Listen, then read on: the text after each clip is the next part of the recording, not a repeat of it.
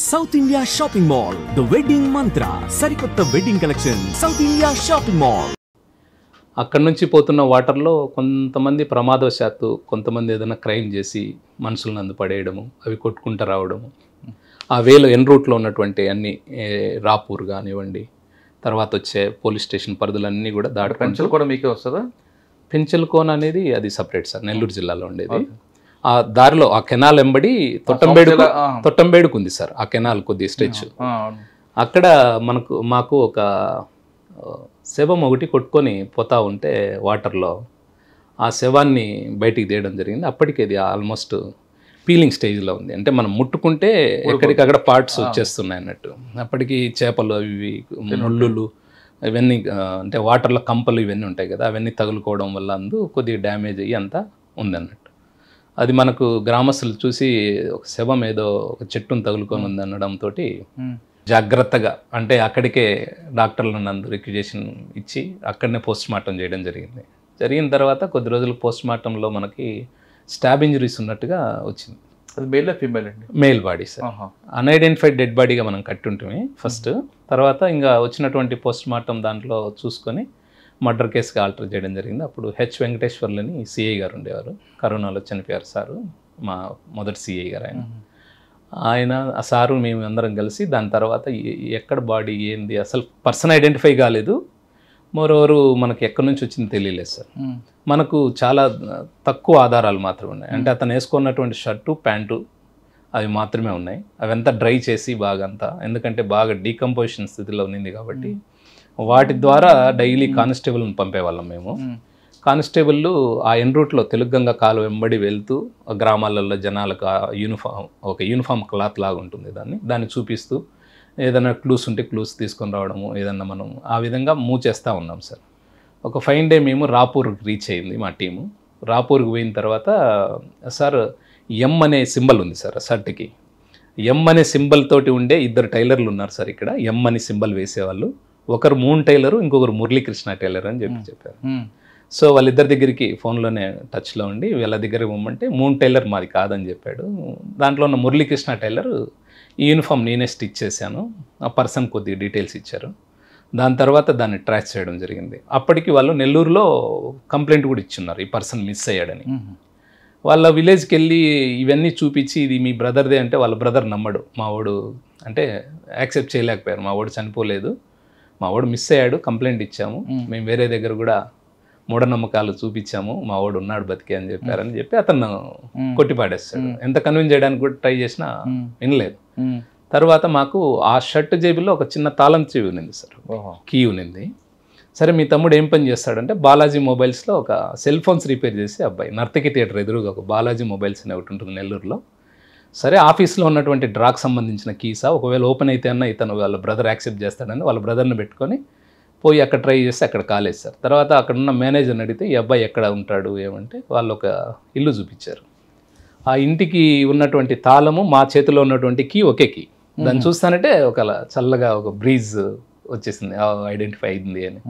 దాన్ని ఓపెన్ చేస్తానంటే ఓపెన్ అయింది. అప్పుడు వాళ్ళ బ్రదరు మా ఓడేలాగే ఉన్నా అంటే కనుక్కోవడానికి కూడా వీలు లేని విధంగా శవం ఉండడం వల్ల అది జరిగింది. తర్వాత ఇతను ఎందుకు చంపారు, ఎందుకు చనిపోయి ఇంట్లోకి వెళ్ళారా? ఇంట్లోకి వెళ్ళాము. అతనితో పాటు ఇంకొక రూమ్మేట్ ఉన్నాడు సార్.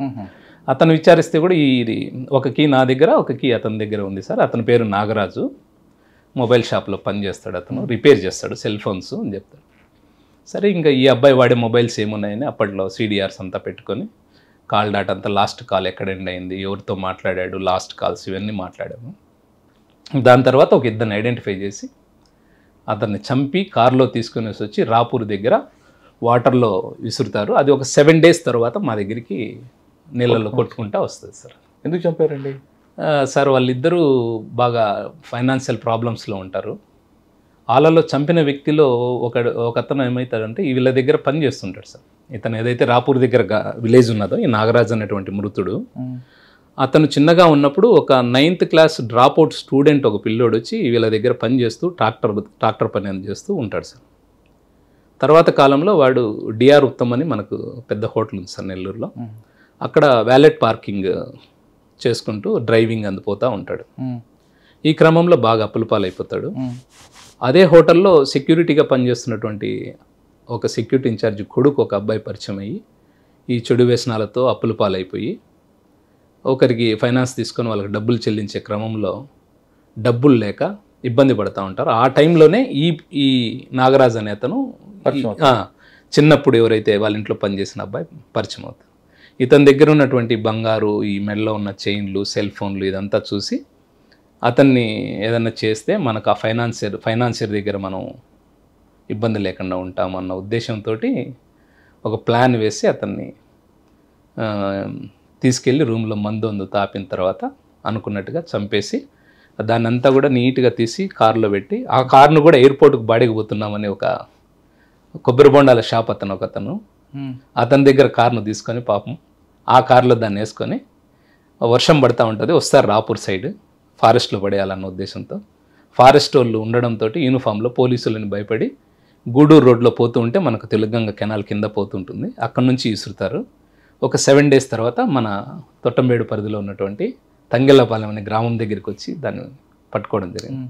సో అది నా ఎస్ఐ కెరీర్లో ఫస్ట్ కేసు. అంటే ఒక గుర్తుపట్టడానికి వీలైనటువంటి ఒక శవాన్ని కనుగొనడం, దాని వెనక ఎవరున్నారనే దాన్ని అంతా కూడా ఫైండ్ అవుట్ చేయడం. సాధారణంగా నాలలో కొట్టుకొచ్చిన శవం, చెరువులో కొట్టుకొచ్చిన శవం, చెరువులో తేలిన శవం, నదిలో కొట్టుకున్న శవం. సార్ మీ ఆఫీసర్లు కొంతమంది చూసారంటే సార్ ఏం చేస్తారంటే, మీరు ఆఫీసర్లు కాదు, మీరు సబార్డినేట్స్ కానీ సార్ ఇది మన కాదు ఎక్కడి నుంచి వచ్చిందని కొంచెం ముందు పంపిస్తారు, కానీ మీరెందుకు అది లాగి దాన్ని పుట్టుబోరదలకు వెళ్ళాల్సి వచ్చింది? అంటే ప్యాషనా? సార్ అంటే మనకు వేరే ఇప్పుడు గ్రామస్తులు చూసిన తర్వాత మనం అలాంటి పనులు చేయడం లేదు, దాన్ని పంపించడం లాంటివి చేస్తే అది చెడ్డ పేరు వస్తుంది సార్. అలాంటిది వాళ్ళు చూసినా చూడకపోయినా ఎవరైనా చేయాల్సిందే సార్. ఇది మోరోవర్ ఏంటంటే ఈ తెలుగంగ కెనాల్ ఏదైతే ఉందో చెన్నైకి పోయే టైంలో సత్యవేడు అనే ఒక ప్రాంతం దగ్గర ఒక మెష్ లాగా ఉంటుంది సార్, అక్కడ పోదు సార్, ఇంకా ఆడ అడ్డుపడతాయి.